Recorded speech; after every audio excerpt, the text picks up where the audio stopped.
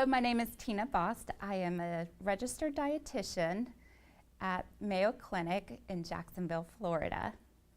My primary role is to complete nutritional assessments and counsel patients on nutritional issues in promoting health and chronic illnesses. There is a fairly large study that has just been published in the Annals of Neurology, where they have taken 87,000 postmenopausal women, and they had taken a look at their dietary intake initially at baseline and post 3 years at follow-up. There has been a link shown that trans fats intake, a high intake, has actually increased the risk of ischemic stroke. Trans fats is a type of fat that we want to try to limit out of our diet. It's an undesirable fat.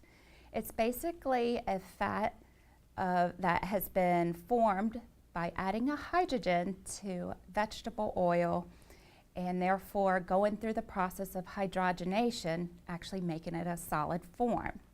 You may also see trans fats called trans fatty acids or partially hydrogenated vegetable oils.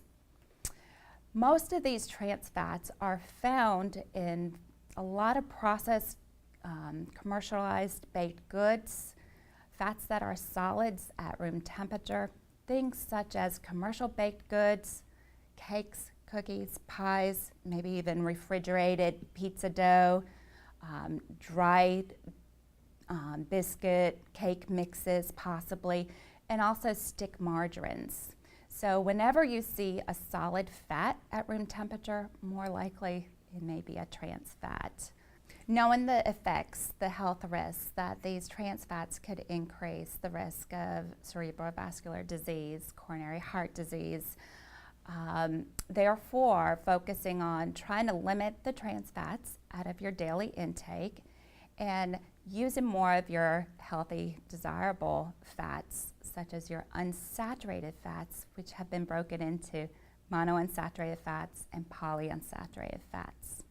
Usually with the monounsaturated fats, where the Mediterranean style diet encourages, is most of your, you could substitute by adding olive oil, canola oil, peanut oil, as well as avocados and nuts, typically are rich in monounsaturated fats. Making changes towards a healthier lifestyle is so important to decrease the risk of stroke and other coronary artery diseases.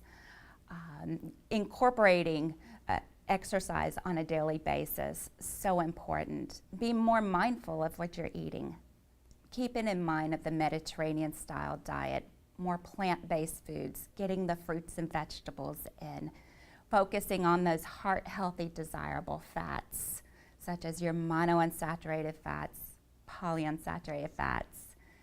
Incorporating some meatless meals throughout the week by using your beans, nuts, legumes as your plant-based proteins, focusing on getting that fish intake, which we know is rich in omega-3 fatty acids. Limiting the intake of red meat and sweets is very important, knowing that it is rich in saturated fats.